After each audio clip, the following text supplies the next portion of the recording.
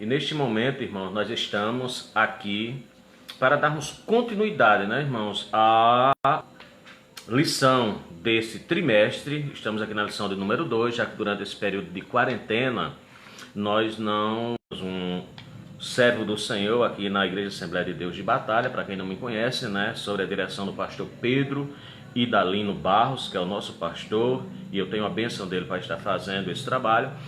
E nesse momento, essa lição, que é a número 2, número 1, diz assim: bendito o Deus e Pai do nosso Senhor Jesus Cristo, o qual nos abençoou com todas as bênçãos espirituais nos lugares celestiais, como também nos elegeu nele antes da fundação do mundo, para que fôssemos santos e irrepreensíveis diante dele em amor, descobrindo-nos o ministério da sua vontade, o mistério da sua vontade, segundo o seu beneplácito que propusera em si mesmo, de tornar a congregar em Cristo todas as coisas, na dispensação da plenitude dos tempos, tanto os que estão nos céus, como as que estão na terra.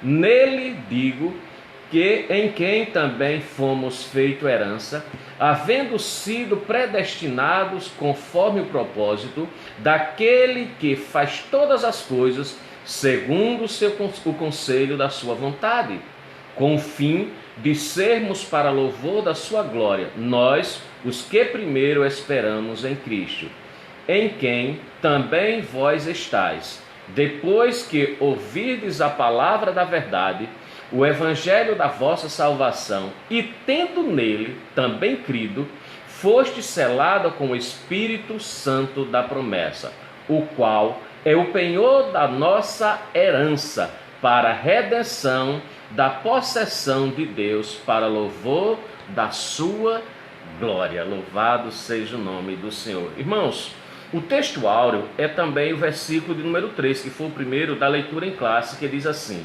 bendito o Deus e Pai de nosso Senhor Jesus Cristo, o qual nos abençoou com todas as bênçãos espirituais nos lugares celestiais em Cristo.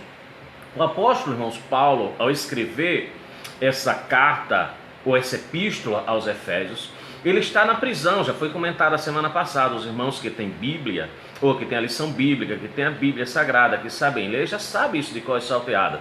Porém, tem aqueles irmãos que, mesmo tendo lição, alguns não sabem ler. Então, sente dificuldade. Então, faz-se necessário que a gente fique até repetindo, para que os irmãos assimilem, recebam e creiam e vivam de acordo com a santa e gloriosa palavra. E tenham o entendimento que nós somos a igreja eleita. Nós somos o povo escolhido por Deus para o representar aqui na terra. Louvado seja o nome do Senhor Jesus. Irmãos, eu sou um pouco detalhista aqui. O versículo de número 4, que é o segundo versículo da lição lida, diz assim: como também nos elegeu nele. Nós fomos eleitos em Cristo Jesus, o nosso Salvador. Eu preciso, mais uma vez, eu volto a repetir, eu preciso crer, eu preciso acreditar que a minha eleição é em Cristo, não é qualquer um que me escolheu, não foi de qualquer forma que eu fui eleito, não foi de qualquer forma que eu fui escolhido para ser representante. Então, eu, igreja, você, igreja, olha que privilégio nós temos.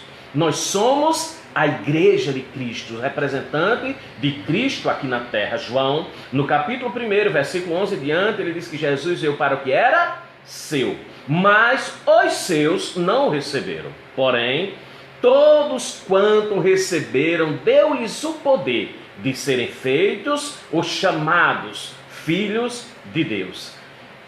Então, a primeira coisa que temos aqui é que nós somos eleitos nele. Antes da fundação do mundo, eu disse isso a semana passada, no último vídeo que postamos. Nós não fomos eleitos ontem, nem há um ano atrás. Não, antes da fundação do mundo. Antes do Senhor dizer, e haja céu, e haja terra, eu já fui eleito. Você já foi eleito na presciência dele, que um dia necessitaríamos voltar para ele, para o servirmos, para o adorarmos, para o glorificarmos. Aí ele diz aqui, para que fôssemos santos e irrepreensíveis diante dele. Para que ele nos elegeu? Eu gosto de fazer sempre perguntas quando estou até ministrando. Para que foi que Deus nos elegeu? A Bíblia Sagrada diz que Deus é santo.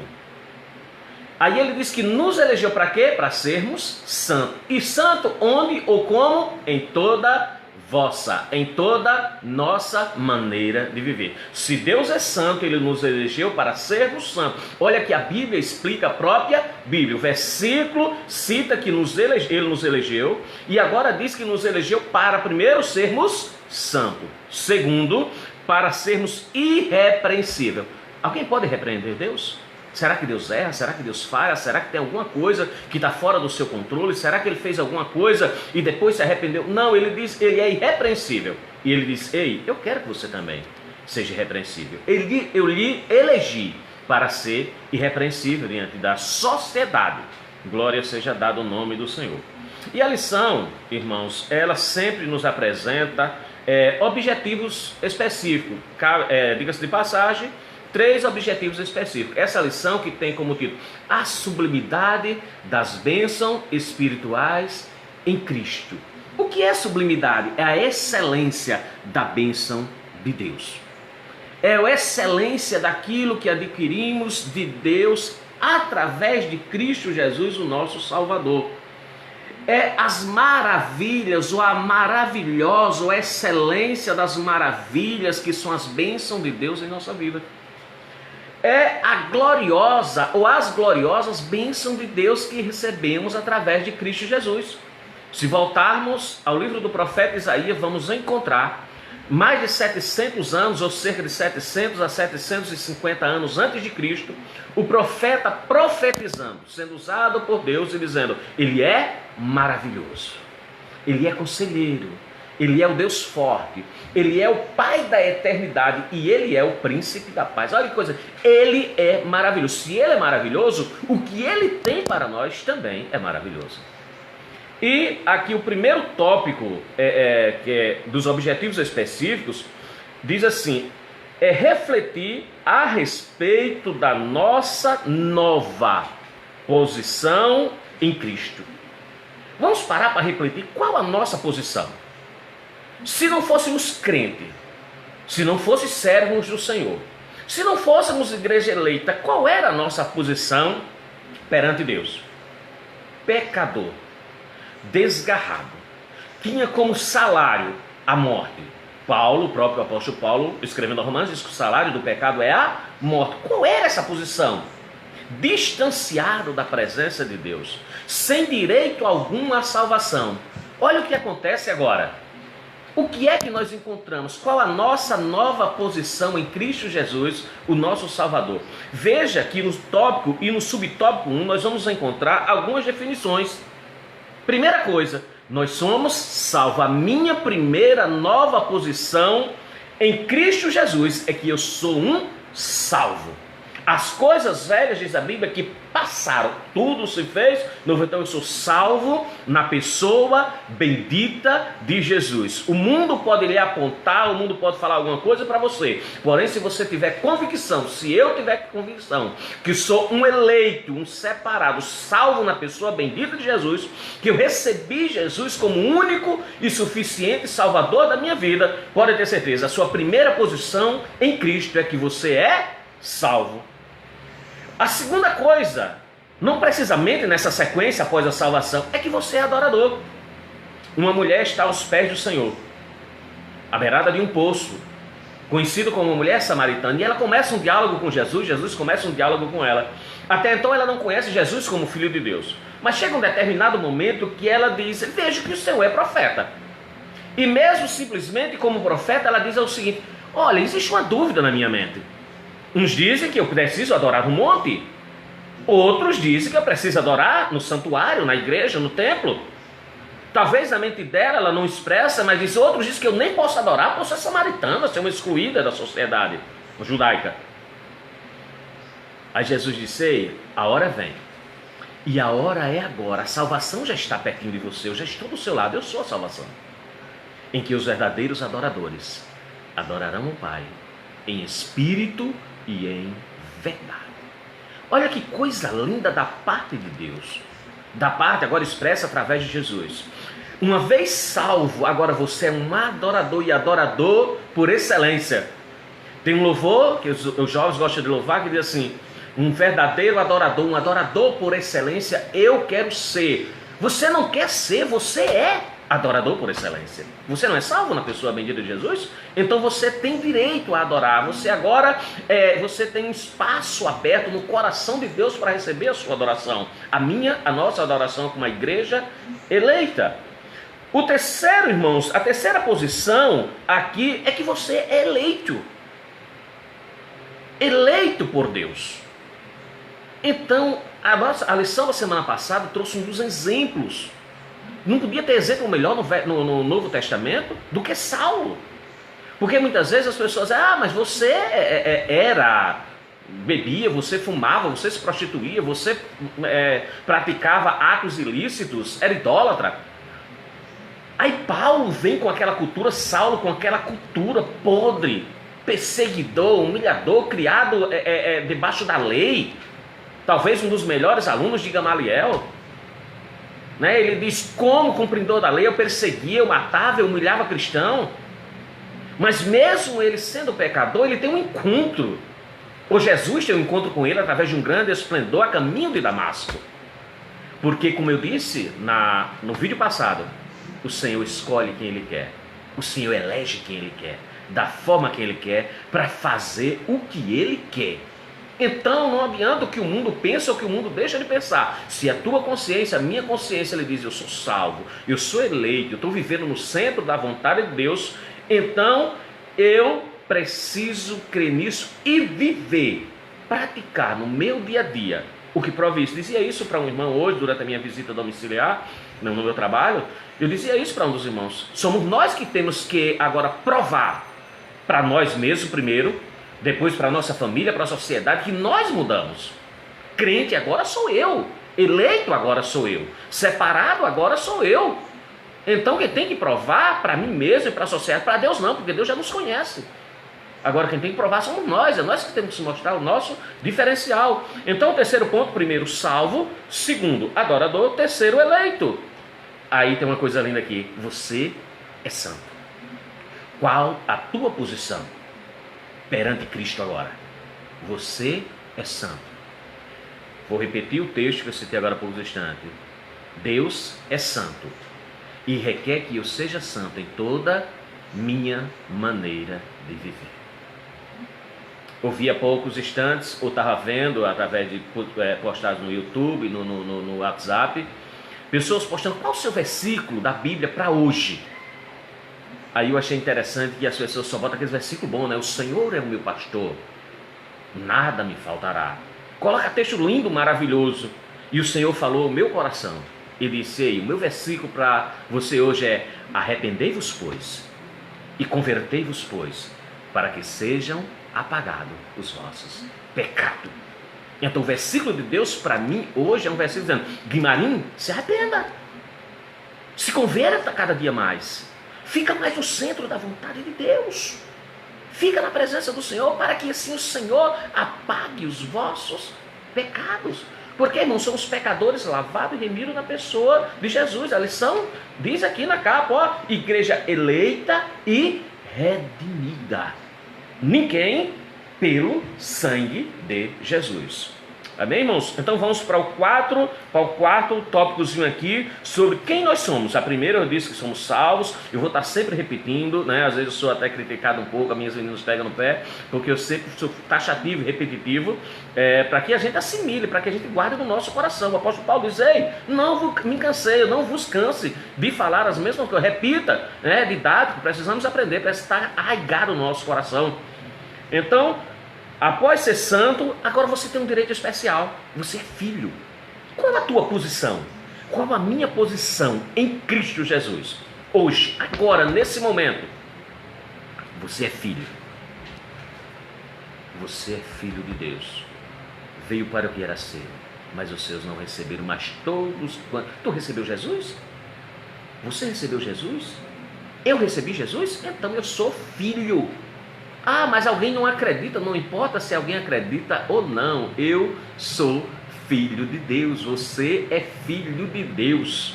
Então você tem o melhor de Deus.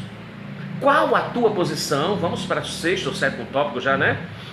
Você é agradável aos olhos do Senhor.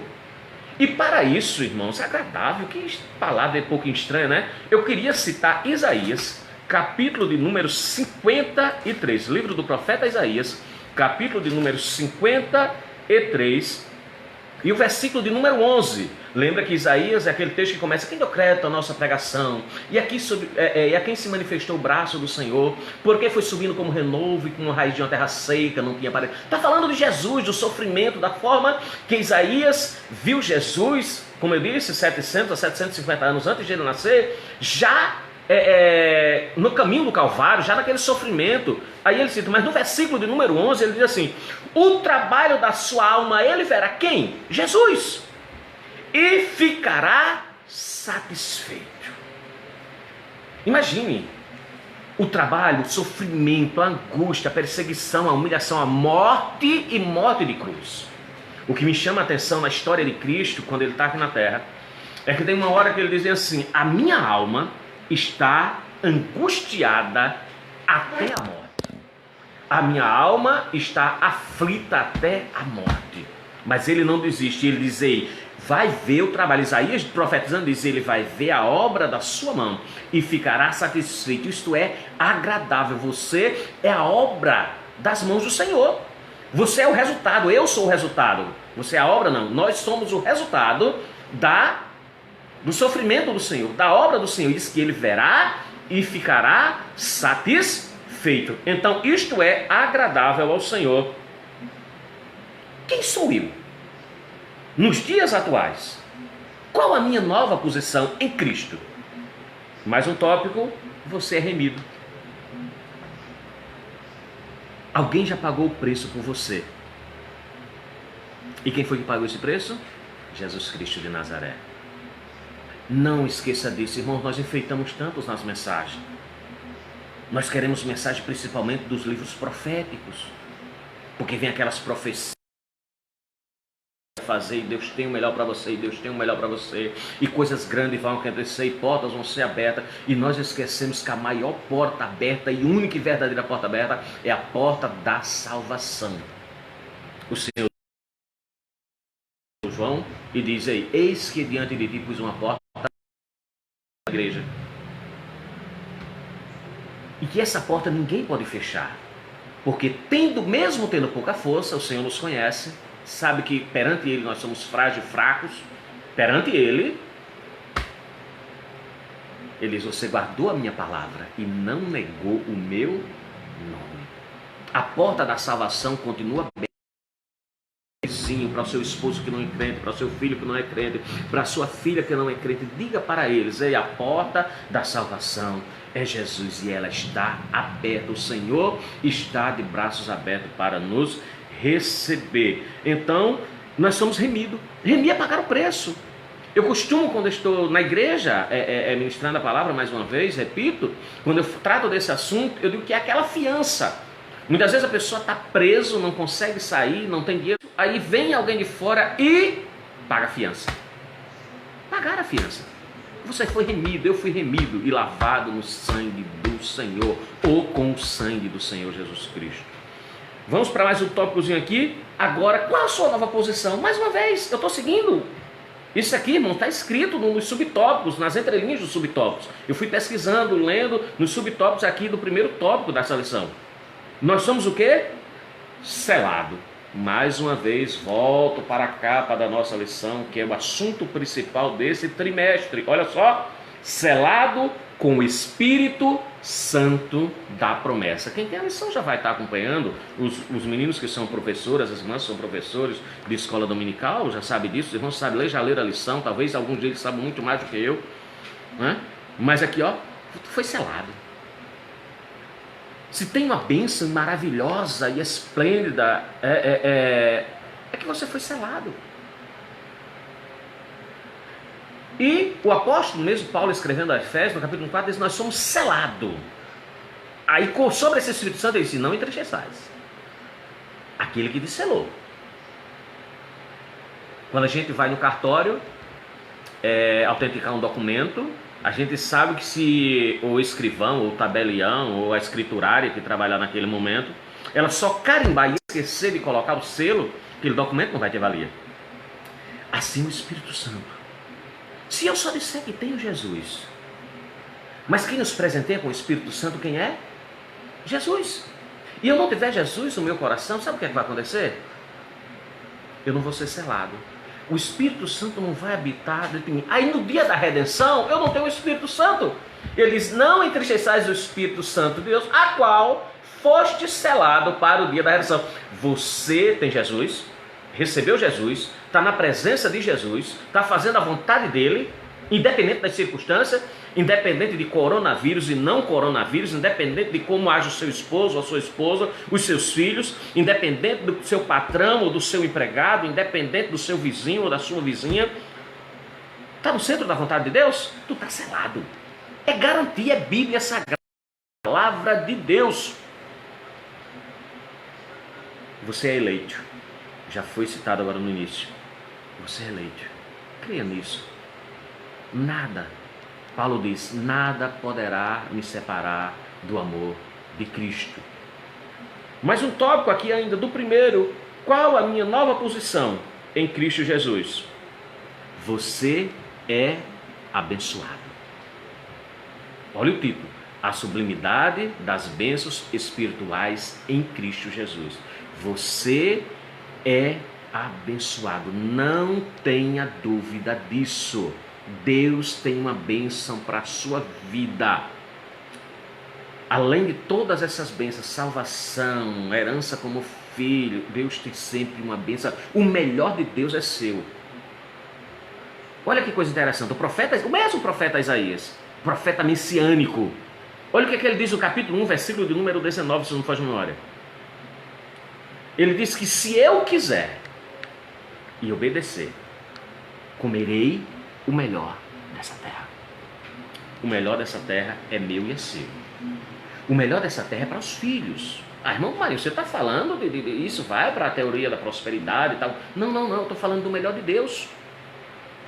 Salmo 1 é um salmo que eu sempre, quando eu estava dirigindo a igreja, toda a minha primeira mensagem é o Salmo 1. Porque fala das bênçãos de Deus para a nossa vida. E vai citando os princípios. Bem-aventurado o varão que não anda segundo o conselho do ímpio, não se detém no caminho do pecador, não se assenta na roda do escarnecedor. Antes tem o seu prazer na lei do Senhor. E na sua lei medita dia e noite. E fazendo isso, torna-se-á como uma árvore plantada junto a ribeiro das águas, cujas folhas não caem. Dá o fruto na estação própria e tudo. Lembra desta palavra. E tudo. Quanto fizer. Tudo que você fizer vai prosperar. Se você seguir os princípios que eu acabei de citar. Se eu seguir os princípios, é bom pregar para mim para depois trazer a palavra às pessoas. Se eu seguir os princípios, o melhor dessa terra é meu e é seu. Porque Deus tem uma excelente, maravilhosa, gloriosa e sublime bênçãos espirituais em Cristo Jesus. Por último, irmãos, você é livre. Qual a minha posição em Cristo Jesus? Vamos lá? Vamos repetir o que eu sei hoje? Qual a minha nova posição em Cristo Jesus? Primeiro, eu sou salvo. Eu sou adorador. Eu sou eleito. Eu sou santo. Eu sou filho. Eu sou agradável aos olhos do Senhor. Eu sou remido. Eu sou selado com o Espírito da promessa. E eu sou abençoado. E por último, tinha várias, mas o tempo é pouco. Eu sou livre. E para isso eu queria ler dois textos da palavra de Deus. O primeiro texto, irmãos, está em Romanos 11 e 36. Eu vou estar lendo a Bíblia, mas eu já sei, e eu acredito que a maioria dos irmãos conhece esse texto de cor salteado, por ser citado muitas vezes durante a igreja, durante as mensagens. Diz assim, 11:36 de Romanos diz assim: porque dele, por ele e para ele são todas as coisas. Glória, pois a ele eternamente. Amém. Esse texto vai fazer parte da nossa conclusão essa noite. Daqui a poucos instantes eu vou estar repetindo, porque eu também vou citar Gálatas 2:20. Vou ler tão somente agora, porque vai fazer parte da nossa conclusão. Gálatas, capítulo 2, versículo número 20, diz assim: já estou crucificado com Cristo. Eu estou crucificado com quem? Com Cristo. Não é com nenhum dos apóstolos, não é com nenhum dos profetas, não é com nenhum das diaconisas, dos discípulos, não é com nenhum dos historiadores, não é com nenhum dos pais da igreja, não. Eu estou crucificado com Cristo, ou em Cristo. Já estou crucificado com Cristo e vivo, não mais eu, mas Cristo vive em mim. E a vida que agora vivo na carne, a vida que eu vivo na carne, olha que coisa interessante aqui. Porque eu sou um ser humano. Nós somos seres humanos. Somos eleitos, sim. Somos salvos, sim. Somos libertos, sim. Temos o selo da promessa, mas nós somos seres humanos. Então a vida que eu vivo na carne, vivo-a na fé do Filho de Deus, o qual me amou e se entregou a si mesmo por mim. Às vezes as pessoas dizem: eita, os judeus mataram Jesus, fulano matou Jesus, os soldados romanos mataram Jesus, fulano matou Jesus, e é tanta discussão, mataram Jesus. Não mataram Jesus sim, entre aspas. Pilatos olha para Jesus e diz: Jesus, eu tenho uma caneta aqui na mão, e essa caneta tem o poder de condenar você, eu posso matar você simplesmente com autorização. Jesus olha para Pilatos, e eu entro na cena, eu costumo entrar na cena dessa hora. Ele diz: Pilatos, talvez com um sorriso no rosto, mesmo diante de tanta dor: ninguém pode me matar, Pilatos. Ninguém pode tirar a minha vida. Eu entrego a minha vida. É eu que estou entregando. Eu vim para isso, Pilatos. Na plenitude dos tempos, eu vim para isso. Os discípulos uma certa vez chamam Jesus e dizem: Jesus, é hora de comer, estamos com fome. É hora de tomar água, olha o deserto, a gente caminhando, estamos com sede, com fome, vem comer também. E Jesus disse: ei, a minha comida e a minha bebida é fazer a vontade do meu Pai. Agora vamos para o tópico número 2, irmãos. Para os objetivos de número 2. O primeiro objetivo a gente viu que foi a nossa nova posição em Cristo. Vamos agora para o tópico número 2, porque o tempo anda muito rápido, né? É evidenciar a realidade de uma vida cristocêntrica neste mundo. Evidenciar a realidade de uma vida cristocêntrica neste mundo. Quando eu aceito Cristo Jesus como Salvador, é bom que as pessoas entendam isso, principalmente os velhos convertidos, para que transmita para os novos convertidos que uma vida de cristão, uma vida cristocêntrica, não é fácil. Porque quem aceitou Jesus foi você, não foi a sociedade pecadora, idólatra, corrompida. Não foi o seu marido não crente, não foi a sua esposa não crente, não foi o seu filho não crente, não foi o seu patrão incrédulo e talvez ateu. Normalmente não patrão, né? Poucos são ateus, mas os professores da universidade. Às vezes um jovem crente vai para a universidade, eu digo sempre para os meus jovens, principalmente para minhas filhas: se vai para a universidade, lembre-se que crente lá é você. A vida cristocêntrica, quem vai viver é você. Você vai encontrar principalmente nos 6 primeiros meses, nas aulas de filosofia, psicologia, antropologia, sociologia, principalmente nessas áreas, principalmente os 6 primeiros meses, é ateísmo puro. As pessoas não creem em Deus. Os professores, a grande maioria, são ateus. Então, crente lá sou eu e você. Ah, vai ser fácil? Não vai ser fácil.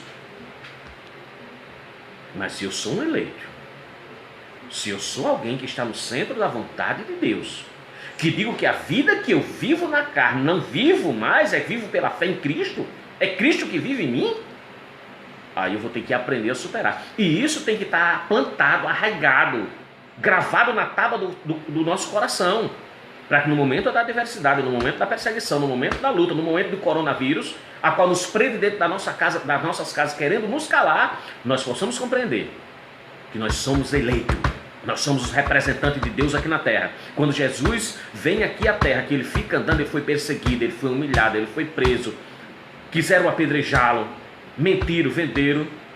Então precisamos saber disso. Então, qual a realidade de uma vida cristocêntrica. Primeira coisa, difícil. Porém, eu preciso compreender que tudo converge em Cristo e para Cristo. Acabei de ler o texto. Porque dele, por ele e para ele são todas as coisas. Não mais vivo eu, mas Cristo vive em mim. Tem um texto que diz mais ou menos assim: se vós estiverdes em mim, Cristo, e as minhas palavras estiverdes em vós, as bênçãos espirituais vão te alcançar, porque você vai orar, Deus vai receber, aceitar e responder. Então, nós precisamos entender isso. E o subtópico 3, o primeiro era qual a nossa nova posição. A segunda é compreender que a vida cristocêntrica não é fácil, porém, não mais vivo eu, mas Cristo vive em mim. As lutas e as adversidades vão vir, mas eu tenho Cristo na minha vida. E se eu tenho Cristo, eu vou superar. O apóstolo Paulo, o mesmo Paulo, olha que situação, irmãos, o mesmo Paulo está com algo que a Bíblia chama de espinho na carne, ele mesmo chama de espinho na carne. Ora o Senhor por 3 vezes, não é aquela oração de 1 minuto, 2 minutos, não, ele ora por 3 vezes, talvez uma oração de 1 hora, não sei. E ele ora e pede para o Senhor tirar, ora de novo, pede para o Senhor tirar, ora depois e pede para o Senhor tirar, e tem uma hora que o Senhor olha para ele e diz: Paulo, sobre isso não ore mais, porque a minha graça te basta. A graça do Senhor, aquilo que eu não é presente e merecido. Eu não mereço a graça do Senhor, mas Ele me alcançou com a sua graça. Eu não merecia ser eleito, mas Ele me elegeu. A escolha é dele. Ele lhe elegeu. Imagine, talvez na sua rua tenha pessoas que você acha que é melhor do que você. Talvez no meio da família, mais inteligente, mais bonito, mais elegante, mais comunicativo, mais sorridente. Mas ele lhe escolheu, ele não escolheu o outro, ele escolheu você. Porque ele tem um propósito na sua vida, ele quer lhe alcançar, além de tudo que eu falei, com as bênçãos espirituais em Cristo. Agora imagine o que são bênçãos espirituais em Cristo, irmãos. É o melhor de Deus para a sua vida, para a minha vida, para a nossa vida, para os seus eleitos. E nós fazemos parte desses eleitos.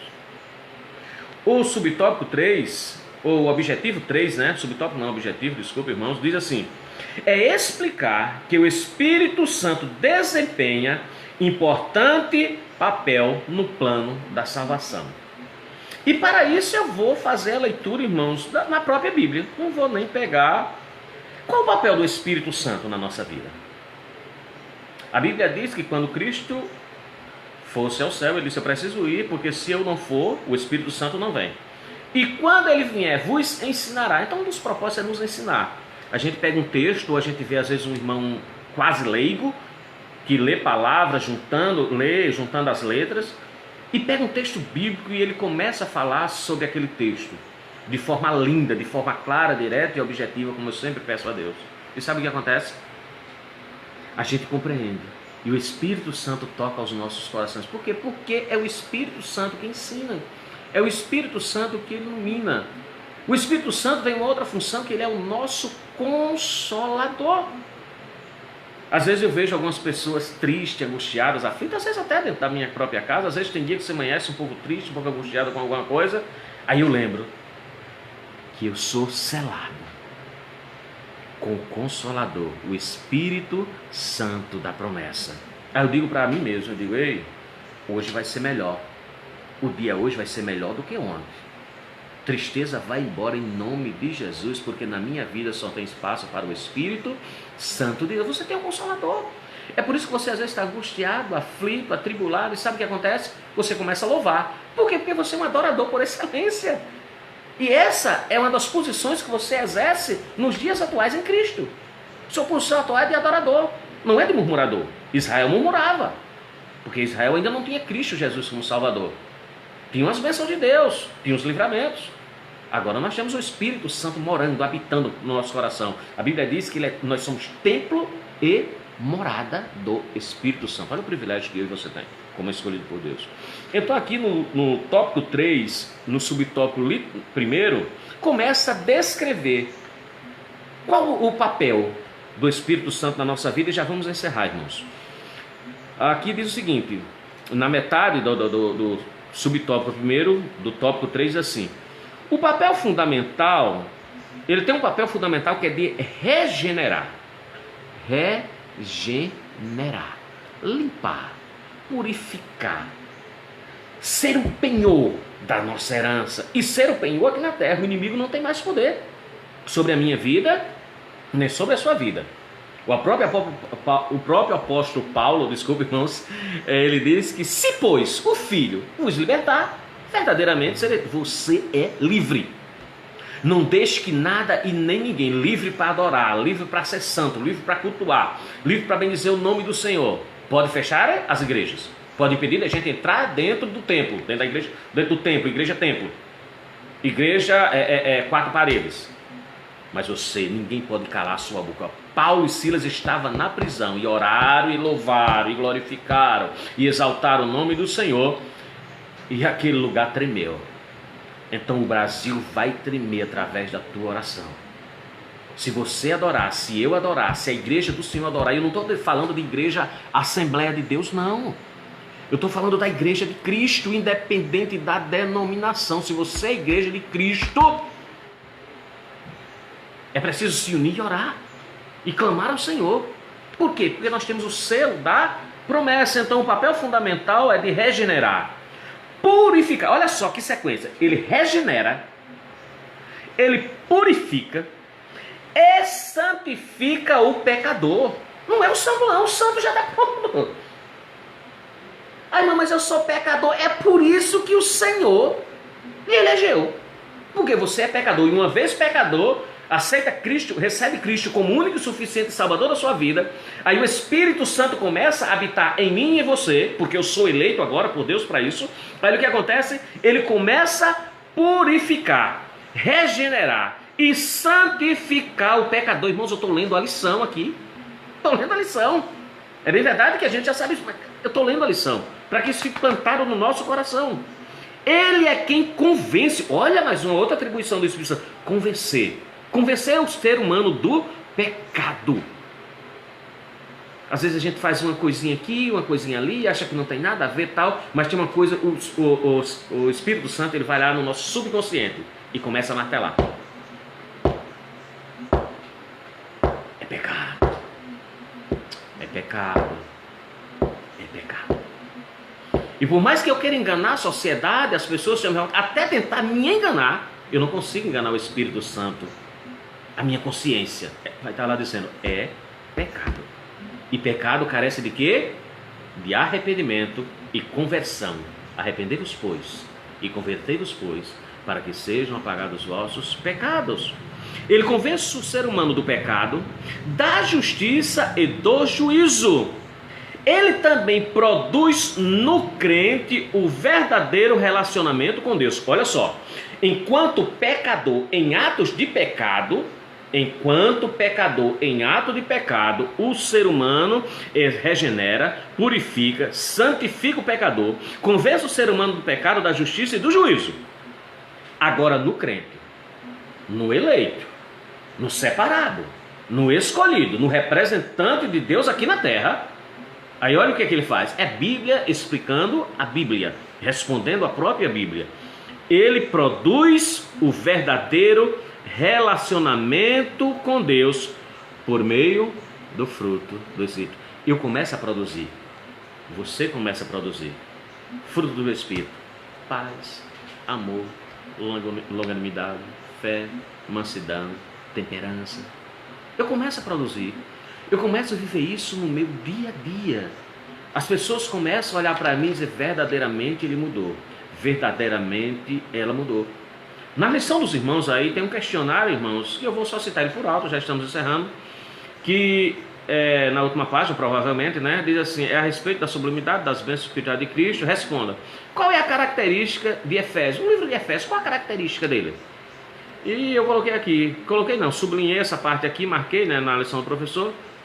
Apresentar para nós que devemos ser verdadeiros adoradores. Primeira coisa, ele apresenta para o crente que precisamos ser verdadeiros adoradores. Segundo, apresenta a bondade de Deus para conosco. É bem verdade que se olharmos é inverso. Primeiro vem a bondade de Deus e depois nós somos adoradores.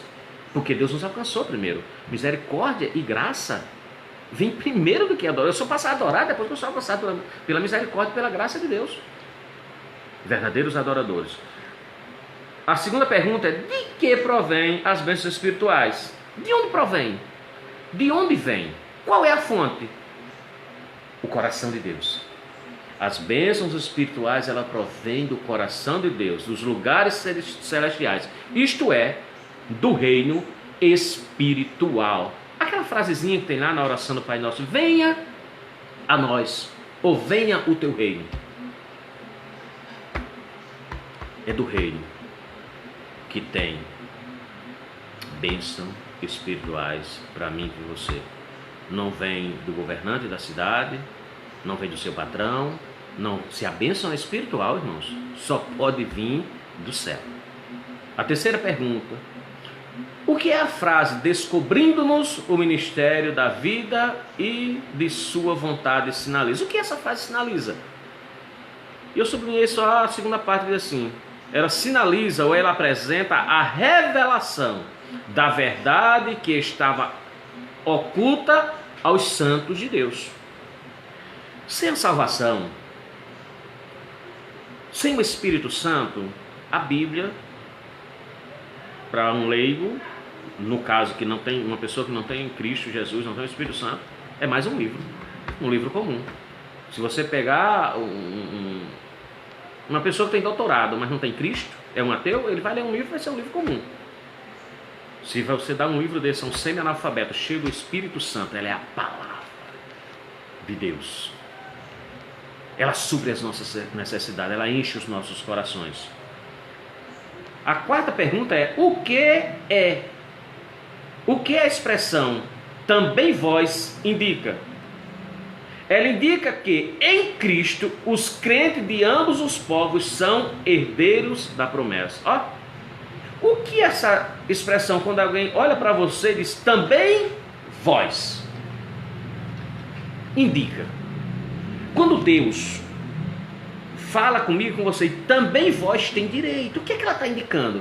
Ela está indicando que em Cristo os crentes, os que crê em Jesus como único e suficiente Salvador e vive de acordo com a sua palavra. Não é como eu sou chato, né, irmão? Fico repetindo, fico tentando detalhar, mas é necessário, faz necessário, porque isso eu cobro de mim também. Indica que em Cristo os crentes de ambos os povos são herdeiros da promessa. De ambos os povos. É brasileiro? Tem direito à promessa. É americano? Está em Cristo? É crente? Promessa. Tem direito à bênção de Deus. É asiático? É europeu? É africano? Não importa. Você é herdeiro da promessa. Pergunta: nos tempos bíblicos, como era usado o selo? Eu falei disso há poucos instantes. Nos tempos bíblicos, eu não sei porque nos tempos bíblicos, não é tempo bíblico não. Que tempo é esse agora? É dos meios de comunicação? É da internet, como estamos usando aqui? É do oba-oba? É das falsas profecias? É da teologia da prosperidade? É da compra de objetos ocultos ou objetos não ocultos, simples dentro de casa? Tipo sal grosso, vassoura e tantas outras? Não, o tempo é da Bíblia. Está se cumprindo o tempo da Bíblia. Aí a lição diz que nos tempos bíblicos o selo era usado como sinal de propriedade e posse pessoal. Nos dias atuais ele também é assim. O Espírito Santo, o selo da promessa, é Deus dizendo para mim e para você: ei, vocês são meus. Jesus disse: ninguém pode arrancá-los das minhas mãos. Aquele que os pais me deu, que o Pai me deu, é Jesus falando. Ninguém pode arrancar das minhas mãos. Aí tem qual o objetivo geral? Aí eu fiz a leitura na palavra. Eu li lá em Romanos, capítulo de número 11, não foi isso, irmãos? Capítulo 11, versículo número 36. Qual o objetivo geral? Dizer para mim e para você que dele, por ele e para Ele são todas as coisas. Glória, pois, a Ele, eternamente. Amém. Qual o objetivo geral da lição? É o Gálatas, capítulo de número 3, versículo de número 20. Já estou crucificado com Cristo. E não vivo mais eu, mas Cristo vive em mim.